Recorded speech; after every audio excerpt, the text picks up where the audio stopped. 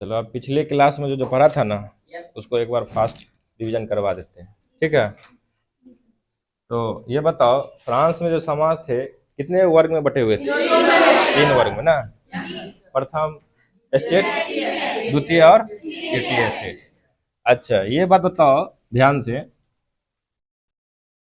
किस वर्ग को जो है सुकून था और किस वर्ग को बहुत दुख था? तो प्रथम और द्वितीय को क्या था? सुकून था। अब ये बताओ ध्यान से, प्रथम स्टेट, ठीक है, ठीक है ना, और द्वितीय स्टेट,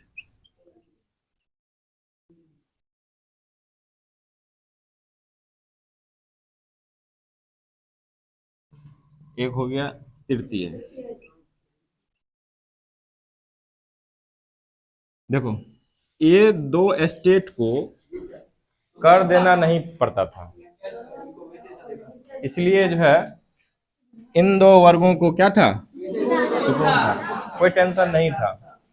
अब तृतीय स्टेट को जो है बहुत ज्यादा टेंशन था, ठीक है ना, इन्हें भारी कर देना पड़ता था। अब थोड़ा सा समझना है यहाँ बात को, ठीक है ना। देखो प्रथम स्टेट में पंडित आए, ठीक है ना, वहाँ पादरी कहा जाता है, ठीक है। ये तो पूजा पाठ करा के पैसा कमा लिए, ठीक है ना, इनको तो टेंशन नहीं है। दूसरे स्टेट में जो है कुलीन आ गए, कुलीन उच्च कुल के होते, ठीक है ना। अब उच्च कुल के होते हैं तो इनको देखो चयन कैसे होता था कि ये कुलीन बनेंगे, तो कुलीन का जो चयन होता था वंशागुणत होता था, ठीक है ना। किसी का बाप दादा पहले कुलीन वर्ग में रहा होगा, ठीक है, फिर उसका जो है बेटा पोता भी क्या बना? कुलीन बना, ठीक है ना। इसका चयन कैसा होता था? वंशागुणत। और इसे जो है मान लो अगर पद पे रखना है तो बड़े बड़े पद इसी के लिए सुरक्षित रहता था, ठीक है, तो इसको टेंशन नहीं था। अगर सैनिक में जाना है तो सैनिक में जो बड़े बड़े पद होते थे वो इन्हीं को मिलता था। किनको रे? कुलीन को, कुलीन को मिलता था ना, ठीक है ना। तो बड़े बड़े ओहदे कुलीन को मिलता था, और सैनिक में भी अगर जाना है तो बड़े बड़े पद पर कौन जाते थे? कुलीन ही जाते थे। तो कुलीन को समझ लो कि सब कुछ जो है अपने वंश से प्राप्त हो जाता था, मतलब वंशागुणत चयन होता था। तो इसका अर्थ ये समझ लो कि ये लोग को जो है कोई टेंशन नहीं, सिर्फ जो है ना कुलीन खानदान में क्या होना है, इसको जन्म लेना है, ठीक है ना। तो कुलीन का जो चयन होता था वह वंशागुणत होता था, वंश के आधार पर होता था, ठीक है। तो इनको भी, इन दोनों को तो कर देना ना। अब ये बताओ तृतीय स्टेट के लोग जो है कर देते थे, ठीक है ना। अब ये बताओ तृतीय स्टेट के लोगों में सबसे अधिक दुख किनको था? फ्रांस में सबसे अधिक दयनीय स्थिति किसका खराब था? किसान हो गया, गरीब किसान हो गया, मजदूर हो गया, ठीक है ना, किसान और गरीब मजदूर, ठीक है ना। ये सब गरीब किसान हो गया, मजदूर हो गया, तो इन लोगों को क्या कहा जाता है? सर्वहारा। तो सर्वहारा का सबसे ज्यादा दिन खराब था, ठीक है ना। इसीलिए तो कहा जाता है सर्वहारा, मतलब इसका कोई सहारा नहीं, जो सब जगह से हारा हो, ठीक है। इसका स्थिति दिन प्रतिदिन बद से बदतर हो रहा था, ठीक है। अब है तो सबसे ज्यादा जो है स्थिति खराब किसका था? तो सर्वहारा का, ठीक है ना, गरीब किसान का और मजदूरों का। लेकिन ये बताओ मानसिक रूप से सबसे ज्यादा किसमें असंतोष था? किस वर्ग में जो है, मान लो किस व्यक्ति के पास जो है मानसिक रूप से असंतोष, मतलब एगो लोग मन में सोचता होगा कि हो हम सबसे बेसी जो है ना दुखी है, तो मानसिक रूप से सबसे ज्यादा असंतोष किस में था? तृतीय स्टेट के किन व्यक्तियों के पास? देखो तृतीय स्टेट के मध्यम वर्ग में। देखो अब ये याद रखना, ऑब्जेक्टिव भी पूछेगा तो याद रखना, ठीक है। मिडिल क्लास फैमिली जो होता है उनको ज्यादा तकलीफ था, ठीक है ना, मानसिक रूप से। क्या तकलीफ था अभी हम बताते हैं। अब ये बोलेगा कि दिन खराब था किसका? सर्वहारा का। लेकिन दुख इनको क्यों था? ये तो मान लो सर्वहारा से इसका स्थिति ठीक ही न था, लेकिन इसका क्यों दिन खराब? अति मानसिक रूप से इसको ज्यादा जो है क्या था? असंतोष था। तो मानसिक रूप से असंतोष इसको इसलिए था क्योंकि ये लोग जो है अपने आप को समझते थे क्या समझते थे कि हम तो संपन्न हैं, ठीक है, योग्य हैं, यानी हमारे पास योग्यता और संपन्नता, मतलब हम लोग योग्य हैं, श्रेष्ठ हैं, संपन्न है, हर कुछ है, किसी से किसी मामले में कम नहीं है। फिर भी जो है हम लोगों को जो है राजनीतिक रूप से वो अधिकार प्राप्त नहीं हुआ जो किनके पास प्राप्त हुआ है, कुलीनों को। जो कुलीन को राजनीतिक अधिकार प्राप्त हुआ, वैसा अधिकार तो इनको नहीं मिला था। इनको कर देना पड़ता था और बड़े बड़े ओहदे पर इसको जो है जाने नहीं दिया जाता, बड़े बड़े ओहदे या अधिकारी पद इसको नहीं मिलता था। तो इनको इस बात का तकलीफ था, जैसे आप मध्यम वर्ग में कल बताए थे, जैसे शिक्षक हुए, डॉक्टर हुए, वकील हुए, या तो ये सब हुए, इंजीनियर हुए, ये सब जो है मध्यम वर्ग वाले हुए। मध्यम वर्ग वाले का कहना था कि हम लोग में योग्यता है, संपन्नता है, हम लोग हर कुछ से संपन्न है, फिर भी जो है हमारे संग ऐसा व्यवहार क्यों किया जा रहा है, ठीक है ना। हम लोगों को जो है अच्छे अच्छे पदों पर क्यों नहीं बैठाया जाता है, ठीक है ना, कुलीन वाले को बैठाया जाता है, ठीक है। इस बात का इसे असंतोष। अब मान लो दो आदमी रहेगा, मान लो एक आदमी योग्य है, एक आदमी योग्य नहीं है, ठीक है, बिना जो है मतलब बिना योग्यता वाले आदमी को अच्छे पद पर बैठा दिया जाए तो योग्य आदमी सोचेगा ना कि हम सब कुछ से संपन्न थे, फिर भी हमको पद से वंचित रखा गया, तो उसको ज्यादा तकलीफ होगा कि नहीं होगा, ठीक है ना। इस बात का ज्यादा तकलीफ किसे था बताओ, मध्यम वर्ग। अब ये भी बोला जाएगा, बताया ये भी बोला जाएगा कि किस वर्ग ने फ्रांसीसी क्रांति में सबसे महत्वपूर्ण भूमिका निभाई थी, मध्यम वर्ग, क्योंकि आप समझ लो ज्यादा तकलीफ उन्हीं को था, ठीक है ना, इसीलिए ना अहम भूमिका वही निभाई। ये क्वेश्चन है ऑब्जेक्टिव का कि फ्रांसीसी क्रांति में सबसे ज्यादा अहम भूमिका किस वर्ग ने निभाई, ठीक है ना, तो मिडिल क्लास फैमिली वाले ने निभाई, क्योंकि उनको ज्यादा तकलीफ था कि हमारे पास सब कुछ है, फिर भी जो है हमारे संग जो है शासक ऐसा व्यवहार कर रहे हैं, तो हम इसको ही उखाड़ फेंकते हैं, ठीक है ना। तो सबसे ज्यादा अहम भूमिका जो है मध्यम वर्ग ही निभाए, ठीक है ना, याद रहेगा ना, किसी को कंफ्यूजन। चलो अब ये बताओ अब हम लोग ये जान गए कि देखो मध्यम वर्ग वाला का कहना क्या था, मध्यम वर्ग वाला का क्या कहना था। इनका कहना यही था कि समाज में समानता ला दीजिए, हम लोग इसी बात से खुश हैं, ठीक है ना। तो फ्रांसीसी क्रांति का जो है सबसे लोकप्रिय नारा जो था, समाज में समानता हो, ठीक है ना, समानता का नारा था। और इस नारा का जो आगाज कौन किया था, इस नारा का जो है शुरुआत कौन किया था, मध्यम वर्ग। तो मध्यम वर्ग क्या चाहता था, समाज में समानता। इनका कहना था कि जो व्यवहार शासक कुलीन के साथ करते हैं वैसा व्यवहार हमारे साथ भी किया जाए, ठीक है ना, बात समझा ना। ये चीज के लिए जो है ये मान लो समानता के लिए मर रहे थे, ठीक है ना। आप बोलो कोई दिक्कत, कोई दिक्कत है ना, सब कुछ क्लियर। चलो अब ये बताओ ध्यान से कि हम इसमें कुछ कुछ चीज जो अगर पूछ ले तो बता देगा, ठीक है ना, बता देगा ना। तो बताओ पादरी किस वर्ग में आएंगे, कुलीन, कुलीन, अभिजात वर्ग द्वितीय में ही आएंगे, ठीक है ना। कुलीन जो ही अभिजात वर्ग बनते थे ना, जिसे विशेष अधिकार अन्य वर्ग की अपेक्षा ज्यादा मिलता था, ठीक है। अब ये बताओ तृतीय में कौन आएंगे, आम जनता। टैक्स कौन पे करते थे, ठीक है ना, ऊपर वाले दोनों वर्ग जो था प्रथम और द्वितीय वो कर से मुक्त रहे, ठीक है ना। सबसे हालत किसकी खराब थी, हालत जो है सबसे बेसी खराब किसकी, सर्वहारा की, सर्वहारा की, ठीक है ना। असंतोष किसमें सबसे ज्यादा था, मध्यम वर्ग, ठीक है ना, ठीक है ना। और फ्रांसीसी क्रांति में सबसे महत्वपूर्ण भूमिका किसने निभाई, ठीक है ना। मध्यम वर्ग के लोग क्या चाहते थे, समानता, समाज में समानता, ठीक है ना, समाज में क्या चाहते थे। और फ्रांसीसी क्रांति का लोकप्रिय नारा क्या था, समाज में समानता, समाज में समानता हो, यही बात है ना। चलो अब कोई दिक्कत, चलो इतना तो घुस गया। तो पहला जो है अब ये बताओ मध्यम वर्ग तो दुखी है, वो कुछ करेगा, ऐसे बैठे तो नहीं रहेगा। तो फ्रांसीसी क्रांति में जो ना बढ़ चढ़ कर यही हिस्सा लिया था, ठीक है ना। तो फ्रांसीसी क्रांति जो हुआ था इसमें इसका भी योगदान है। तो पहला कारण क्या है, तो पहला तो राजतंत्रात्मक शासन, दूसरा हो गया फ्रांस में वर्ग विभाजन। अब ये वर्ग विभाजन अच्छा है? नहीं है, ठीक है ना, बात समझा ना। अब आगे हम लोग जो देखेंगे, देखो, तो वो सब भी तो इसी में आ गया। अब आगे हम लोग देखेंगे फ्रांसीसी क्रांति का अगला कारण, ठीक है। देखो, सामंत भी इसमें पढ़ लिए, सर्वहारा भी पढ़ लिए, वो सब तो वर्ग विभाजन में ही आ गया, ठीक है ना। तो अब हम लोग जो है ना आगे पढ़ेंगे, मिटाने वाला देखिए।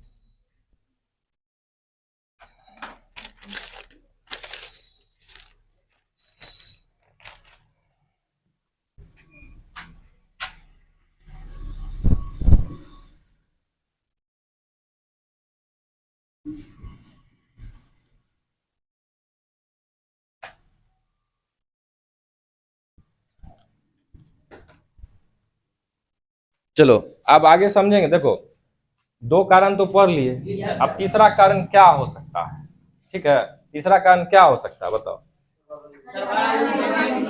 वो सब तो आ गया किसमें, चलो देखो, ये सब भी आगे आएंगे, लेकिन अब जो है तीसरा कारण हम अपना से ये बोल रहे हैं, ये तीसरा कारण वो है आर्थिक कारण।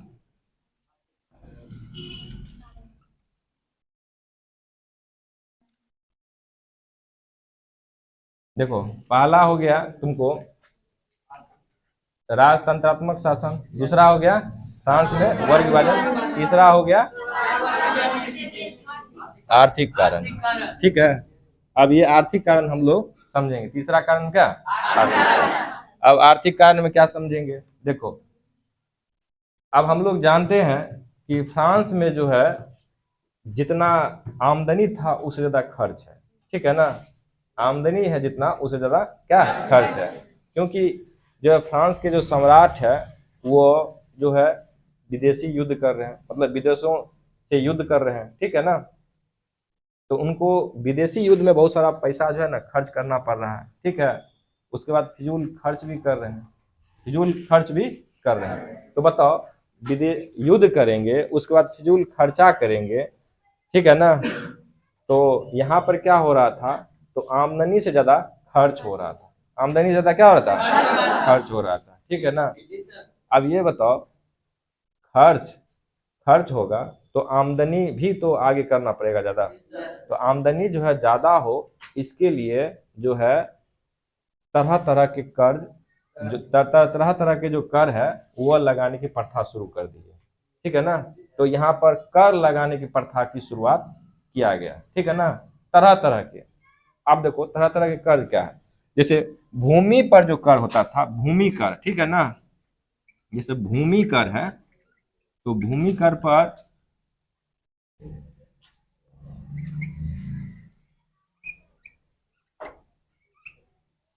भूमि कर जो है उस पर जो कर होता था उसको बोला था टेले, ठीक है ना, ठीक है ना। उसके बाद जो है भूमि कर हो गया टेले, उसके बाद जो है एक धार्मिक कर भी होता है, धर्म पर धार्मिक कर जो लगता था उसको बोलते हैं तीथे, ठीक है ना, तीथे। तो भूमि कर क्या लगता था, टेले, और उसके बाद धार्मिक कर तीथे। ये जो धार्मिक कर था, ठीक है ना, तीथे, समझ गए ना, बात समझा कि नहीं समझा। अब ये बताओ, यहाँ पर भूमि पर अलग लगा रहा है कर, ठीक है ना, उसके बाद धान पर अलग लग रहा है कर, ठीक है ना। उसके बाद देखो, जो नमक यूज करते थे उस पर भी कर लगा हुआ था। तंबाकू जो अगर कोई व्यक्ति खाता था तो उस पर भी कर लगा था, मतलब हर जगह कर लगा हुआ था। ये जो कर प्रणाली था, इतना जो कर लगाया जा रहा था, वो किस चीज के लिए, ताकि जो है ना, अब जो है अधिक से अधिक जो है ना आय प्राप्त हो। किसको प्राप्त हो, सम्राट, ठीक है ना। ये कर प्रणाली जो है ना वहां पर शुरू कर दिया गया था, ठीक है। अब होता है था कर प्रणाली, यानी कर को वसूलने के लिए क्या किया जाता था, तो कर को वसूलने के लिए जो है जो पूंजीपति लोग होते थे उनको जो है सम्राट चुनता था, प्रत्येक 5 या 6 वर्ष के लिए, समझ गए ना, प्रत्येक 5 या 6 वर्ष के लिए पूंजीपति वर्ग के व्यक्तियों को चुनता था, और समझ गए ना, उनको जो है आम जनताओं से कर वसूलने के लिए नियुक्त करता था। और ये सब व्यक्ति क्या कहलाते थे, ये सब व्यक्ति जो है यहाँ पर क्या कहलाते थे, टैक्स फार्मर, ठीक है ना, टैक्स फार्मर, ठीक है ना, ये सब क्या कहलाते थे, टैक्स फार्मर। बात समझा ना, ये सब क्या कहलाते थे। और टैक्स फार्मर का काम क्या था, वो कर वसूलता था आम जनताओं से, ठीक है ना। तो ये देखो, अपनी अर्थव्यवस्था को ठीक करने के लिए वो जो है तरह तरह के कर लगाते थे आम जनताओं पर। ये आर्थिक कारण से संबंधित हुआ कि नहीं हुआ, ठीक है ना। अब कर भी देख रहा है, मतलब अब होना चाहिए एक आध दो चीज पे, सब चीजें पर कर लगा देता था, ठीक है ना। ये तो आर्थिक कारण संबंधित हो गया, बात समझा ना। तो देखो, एक हो गया भूमि कर, क्या हो गया, ठेले, और कौन सी हो गया, धार्मिक का तीर्थे। खाने वाली जो अब मान लो वस्तु है जो रोज यूज होगा, नमक, उस पर भी कर है, ठीक है ना। उसके बाद जो है तंबाकू यूज कर रहा है, उस पर भी कर है। अब ये बताओ ध्यान से, ये जो कर वसूलता था, तो कर वसूलने वाला पूंजीपति होते थे, वो तो लालची होते थे, वो क्या करते थे, आम जनताओं से क्या करते थे, अधिक पैसा वसूलते थे। जितना निर्धारित होता था उससे भी ज्यादा वो पैसा क्या करते थे, वसूलते थे, ठीक है ना। तो निर्धारित पैसा शासक को देते थे ये पूंजीपति वर्ग वाले टैक्स फार्मर, और अधिक पैसा जो है ना अपने पास रख लेते थे, ठीक है ना। बात समझा ना। इस प्रकार जो है समझ लो, आम जनताओं का भरपूर शोषण होता था। आम जनता को क्या होता था, भरपूर शोषण होता था। तो बताओ उसका स्थिति और खराब होगा कि नहीं होगा, उसका स्थिति तो और दयनीय हो जाएगा। तो ये सब जो है आर्थिक कारण है, ठीक है ना। अब ये बताओ, अगर हम लोग जानते हैं किसी देश की अर्थव्यवस्था व्यापार से भी सुधरती है, ठीक है ना, किसी देश की अर्थव्यवस्था क्या व्यापार से भी सुधरती है। व्यापार होगा ढंग से तो देश की अर्थव्यवस्था सुधरेगी कि नहीं सुधरेगी, ठीक है ना। लेकिन उस समय जो है फ्रांस में व्यापार जो है वो सही ढंग से नहीं हो पा रहा था। अब व्यापार क्यों नहीं हो पा रहा था, देखो व्यापार इसलिए नहीं हो पा रहा था, तो व्यापार के लिए जो है यहाँ पर परिस्थितियां विपरीत थी। क्या विपरीत परिस्थितियां थी, तो देखो व्यापार के लिए जो है अन्य सभी देश में जो है गिल्ड प्रथा थी। क्या थी, गिल्ड। कौन सी प्रथा रे, गिल्ड, गिल्ड, गिल्ड, गिल्ड प्रथा थी। तो यहाँ पर जो है गिल्ड पर क्या थी, था रे पाबंदी। गिल्ड पर क्या था रे, पाबंदी। अब पाबंदी गिल्ड पर था, गिल्ड पर क्या था, पाबंदी था। अब गिल्ड पर पाबंदी था। अब गिल्ड होता है क्या, देखो ये गिल्ड जो होता है ये व्यापारियों और कारीगर का एक संगठन होता है, जो क्या करता है, जो व्यापारियों के हितों की रक्षा करता है, व्यापारियों की हितों की रक्षा करता है, व्यापारियों के हितों की रक्षा करता है। व्यापार कैसे किसी व्यापारी का बढ़े, उसके लिए ये जो है हर संभव प्रयास करता है। कौन रे, गिल्ड। ये संगठन है व्यापारियों और कारीगरों का, व्यापारी और कारीगरों का। ये अन्य देश में था, लेकिन यहाँ पर इस चीज पर क्या था, प्रतिबंध था, रोक था। तो बताओ व्यापार कैसे बढ़े, किसी व्यापारी का, कोई व्यापारी कैसे आगे बढ़े, इस चीज पर क्या था, यहाँ पर पाबंदी था। तो मतलब अब गिल्डे प्रथा पे रोक था, तो व्यापार इस कारण से नहीं बढ़ रहा था। अब देखो व्यापार इस कारण से भी नहीं बढ़, अब मान लो हम व्यापारी हैं, हम एक प्रांत में रह रहे, हम दूसरे प्रांत से किसी वस्तु को मंगाएंगे, दूसरे प्रांत से हम किसी वस्तु को क्या करेंगे, मंगाएंगे। तो मंगाएंगे तो इस पर क्या होता था, बताओ, पाबंदी, आयात कर लगा हुआ था। आयात कर मतलब एक प्रांत से दूसरे प्रांत अगर किसी वस्तु को मंगाया जाए, एक प्रांत से दूसरे वस्तु में किसी वस्तु को मंगाया जाए, तो वहां पर आयात कर लगा हुआ था। आयात कर लगा हुआ था तो क्या दिक्कत था, आयात कर लगने से क्या होता था, वस्तु की कीमत बढ़ जाती थी, ठीक है ना, वस्तु महंगी हो जाती थी। तो महंगी वस्तु हो जाएगी तो उसका व्यापार होगा नहीं, हो पाएगा, ठीक है ना। तो यहाँ पर क्या था, तो प्रांतीय आयात कर था, ठीक है ना, प्रांतीय आयात कर था। हम अगर एक स्थान से दूसरे स्थान वस्तु मंगाए, उस पर जो है टैक्स बांध दिया गया, टैक्स लगा दिया गया, तो वस्तु की कीमत ऊंची हो जाएगी, तो वस्तु बिकेगी ढंग से, नहीं बिकेगी तो यहाँ पे व्यापार ठप होगा कि नहीं होगा, ये भी समझ गया। तो पहला बात याद रखिएगा व्यापार संबंधित, पहला हो गया क्या, तो गिल्ड प्रथा पर पाबंदी, ठीक है ना। दूसरा बात, गिल्ड जो है जरूरी है व्यापार के लिए, ठीक है। अब दूसरा बात क्या था, तो दूसरा बात यह है कि आयात कर, आयात कर, दूसरा क्या हो गया, आयात कर, आयात कर लगा हुआ था, जिससे वस्तु महंगी हो जाती थी, व्यापार हो नहीं पाता था। अब आगे बात क्या है, आगे बात क्या है, तो बताओ, आगे क्या और भी हो सकता है या होता था उस समय जिसमें जो है ना व्यापार नहीं हो पा रहा था, बताओ। देखो वहां पर जो है ये गिल्ड गिल्ड हो गया, उसके बाद गिल्ड या गिल्ड हो गया, गिल्ड प्रथा हो गया। अब ये हम लोग जो है समझ गए क्या चीज, ये सब जो है व्यापार जो है इसके जो है ना बिना संभव नहीं होगा, गिल्ड के बिना जो है गिल्ड प्रथा के बिना संभव नहीं होगा, ठीक है ना। और यहाँ पर जो है अब आगे व्यापार संबंधित ये दिक्कत भी थी, देखो जैसे शहर में अगर व्यापार करने जाते थे तो शहर का जो व्यापारी नियम सब था वो क्या था, अलग था। वहां जो है और भी अधिक कर लगाया जाता था वस्तुओं पर, तो शहर का जो व्यापार संबंधित नियमें थी वो क्या थी, अलग थी। तो ये सब तमाम दिक्कतें था जिससे जो है ना समझ लो जो है ना व्यापार हो पाना संभव नहीं है। अब देखो व्यापार नहीं होगा तो समझ लो देश को आय प्राप्त नहीं होगा, ठीक है ना। ये सब कारण था, बात समझा ना। तो ये सब अब ये मान लो ये सब तो कौन चीज में चल गया, आर्थिकरण में, ठीक है ना। उसके बाद अब क्या है बताओ, अब उसके बाद है क्या चीज बताओ, सैनिक कारण, ठीक है ना। उसके बाद क्या है सैनिक कारण। अब सैनिक कारण में क्या है तो देखो सैनिक कारण में क्या है,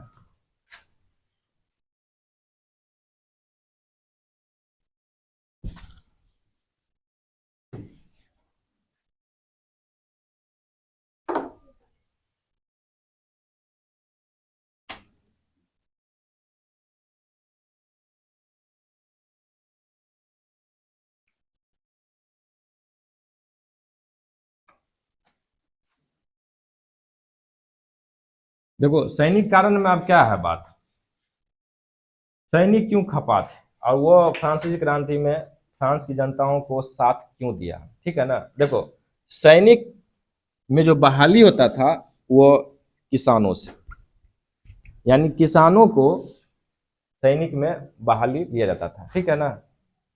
सैनिक में बहाली किसका होता था, किसानों का, ठीक है ना।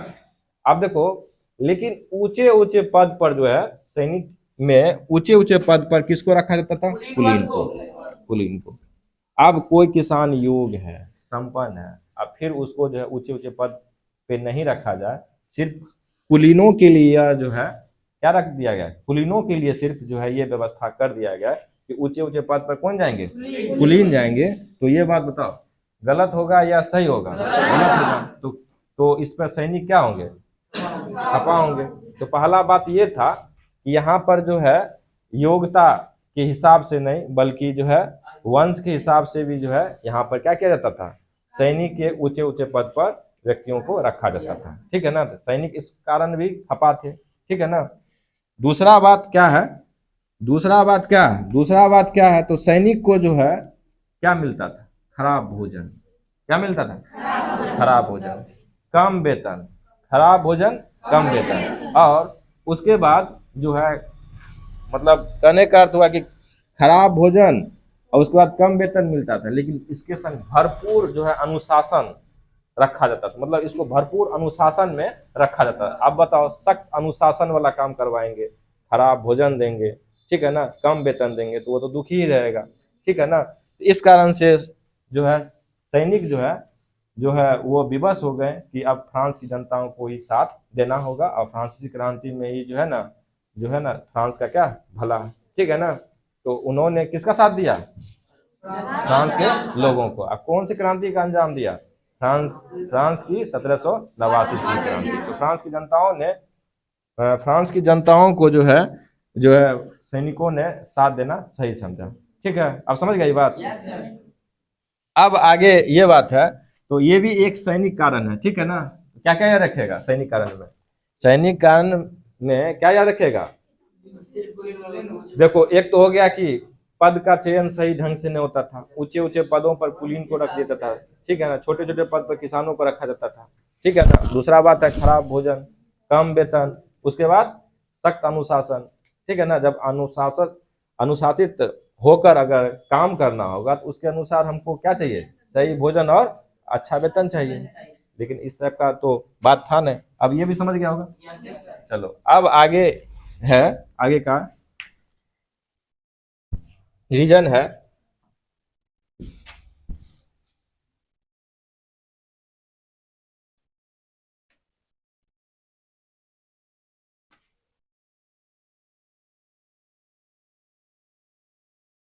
व्यक्तिगत तथा धार्मिक स्वतंत्रता। व्यक्तिगत तथा धार्मिक स्वतंत्रता। व्यक्तिगत तथा धार्मिक स्वतंत्रता, समझ गए ना? व्यक्तिगत तथा धार्मिक स्वतंत्रता। अब क्या है, देखो, व्यक्ति को किसी भी प्रकार का जो है स्वतंत्रता प्राप्त नहीं था, ठीक है ना? फ्रांस में व्यक्ति को किसी भी प्रकार का स्वतंत्रता प्राप्त नहीं था। देखो, खुलकर वो बोल नहीं सकता था, ठीक है ना? खुलकर बोल नहीं सकता था, और किसी बात को वह लिख कर भी जो है कहीं प्रकट नहीं कर सकता था, ठीक है ना? भाषण जो है शासक के खिलाफ नहीं दे सकता था। जनसमूह बनाकर किसी बात को जो है ना कहीं पर रख नहीं सकता था, ठीक है ना? बात समझा ना? तो कुल मिला के ये समझो कि अभिव्यक्ति की आजादी नहीं थी, ठीक है ना? बोलने चालने मतलब शासक के खिलाफ कुछ भी षड्यंत्र नहीं कर सकते थे, बोलकर या लिखकर या जनसमूह बनाकर, ठीक है ना? ये चीज सब पर क्या था, रोक था। बात समझा कि नहीं समझा? ये तो हो गया व्यक्तिगत। अब देखो यहाँ पर एक और बात है, धार्मिक स्वतंत्रता। धार्मिक स्वतंत्रता, देखो, अब फ्रांस में जो धर्म था वो राजधर्म को ही धर्म माना जाता था शासक के अनुसार। शासक के अनुसार जो फ्रांस का जो राजधर्म है वही फ्रांस का क्या धर्म है। और वो कौन सा धर्म है, तो कैथोलिक धर्म। कौन सा धर्म है, कैथोलिक धर्म। कौन सा धर्म, हाँ, तो कैथोलिक धर्म। देखो, कैथोलिक धर्म को ही जो है ना वहाँ जो है मतलब सबसे मुख्य धर्म माना जाता था। कहाँ पर है, फ्रांस में, ठीक है ना? अब ये क्या है, तो देखो, चर्च के जो पादरी होते थे, जो पुराने धर्म के अनुसार अगर चलते थे, जो पुराने धर्म के हिसाब से चलते थे, और उनके हिसाब से जो सब बात था अगर उनको कोई मानते थे, तो वो सब बात जो है कहाँ पर है, कैथोलिक धर्म में, ठीक है ना? अब मान लो धर्म में बहुत सारी बुराइयां और कुरीतियां होती है, ठीक है ना? इन बुराई और कुरीतियों को जो है हटाकर हम धर्म में कुछ सुधार करेंगे, उसको हम लोग बोलेंगे, क्या चीज बोलेंगे, प्रोस्टेट, ठीक है ना? तो प्रोस्टेटवादी भी हुआ करते थे, ठीक है ना? जो ये चाहते थे कि धर्म में सुधार हो, क्या हो, धर्म में सुधार हो। तो जो प्रोस्टेटवादी होते थे, ठीक है ना, ठीक है ना, जो प्रोस्टेट धर्म को मानते थे वो तो कैथोलिक धर्म से क्या होते थे, विपरीत होते थे, तो उनको सजा दिया जाता था, ठीक है ना? यानी कैथोलिक धर्म के विपरीत जाने वाले व्यक्ति को क्या दिया जाता था, सजा। कैथोलिक धर्म, सुन लो ध्यान से, कैथोलिक धर्म के विपरीत जाने वाले को सजा मिलता था, ठीक है ना? बात समझा ना? और जो व्यक्ति धर्म में सुधार कर जो है धर्म में सुधार कर आगे बढ़ते थे उसको बोलते थे प्रोस्टेटवादी, ठीक है ना? वो प्रोस्टेट धर्म को मानते थे, लेकिन प्रोस्टेट धर्म वाले को जो है ना फ्रांस में सजा दिया जाता था। बात समझा ना? याद रहेगा नहीं बात? कोई दिक्कत? बात समझा ना? अब ये सब हम लोग जो है समझे, तो यहाँ पर बताओ, धर्म की स्वतंत्रता है नहीं, व्यक्ति की भी स्वतंत्रता नहीं है। अब एक बात और है जो समझना बहुत जरूरी है, अगर फ्रांस के शासक या फ्रांस के किसी अधिकारी को अगर मन हुआ तो किसी आम जनता को गिरफ्तार कर सकता था। किसी आम जनता को क्या कर सकता था, गिरफ्तार कर सकता था, ठीक है ना? बात समझा ना? तो बिना अभियोग लगाए, ठीक है ना, गिरफ्तारी का वारंट था। बिना अभियोग लगाए गिरफ्तारी का क्या था, वारंट था, ठीक है ना? फ्रांस के शासन में जो है क्या था, तो फ्रांस के शासन अगर मान लो शासक है या शासक के कोई भी अधिकारी है, वो किसी आम जनता को गिरफ्तार कर सकता था, ठीक है ना? तो बिना कुंजी का, अभियोग का। अभियोग क्या होता है वो बताएंगे, ठीक है ना? तो बिना अभियोग का जो है ना फ्रांस का जो है मान लो लोग जो है गिरफ्तार हो सकते थे किसी अधिकारी द्वारा, ठीक है ना? अब क्या होता है, ध्यान सुनो कि देखो, अगर किसी व्यक्ति को गिरफ्तार किया जाता है तो पहले उस पर क्या होता है, गिरफ्तार करने से पहले उस पर मुकदमा चलता है, ठीक है ना? मुकदमा में अगर दोषी करार होता है तब उसे क्या किया जाता है, गिरफ्तार, ठीक है ना? लेकिन किसी पर मुकदमा अगर चलेगा या मुकदमा चलाया जाएगा उससे पहले जो है कोर्ट में क्या किया जाता है, चार्जशीट पेश किया जाता है। चार्जशीट, इसको हम लोग बोलते हैं अभियोग पत्र। चार्जशीट जो है ना पेश किया जाता है, जिसको हम लोग क्या बोलते हैं, अभियोग पत्र।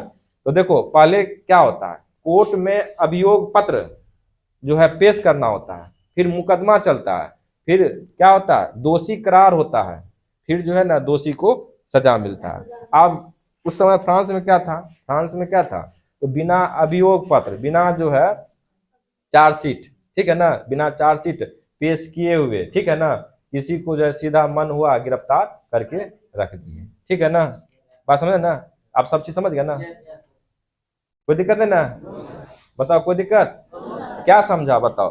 किसी को जो है अगर दोषी करार, मतलब साबित करेंगे कि ये दोषी करार है, तब ना उसको जेल में रख के गिरफ्तार करवा देंगे, मतलब जेल में रख देंगे। ठीक है ना, बात समझा ना। तो इसके लिए पहले क्या जरूरी है, इसके लिए जरूरी है कि पहले उस पर जो है ना क्या किया जाए, अभियोग पत्र, चार्जशीट जो है ना कोर्ट में दिया जाए, फिर उस पर मुकदमा चले, मुकदमा के तहत अगर दोषी करार हो तब उसको क्या किया जाए बताओ, तब उसे गिरफ्तार कर दिया जाए। ठीक है ना, तो ये सब बात समझ गए ना। तो ये सब जो है रीजन है। तो आप पहला बताओ, पहला रीजन हो गया राजतंत्रात्मक शासन, दूसरा क्या हो गया वर्ष विभाजन, और तीसरा हो गया आर्थिक कारण। अब उसके बाद सैनिक कारण, उसके बाद व्यक्तिगत एवं धार्मिक स्वतंत्रता। ठीक है ना, तो हो गया ना। फिर आगे जो है क्या कौन सा कारण है उसको आगे क्लास में पढ़ेंगे। ठीक है।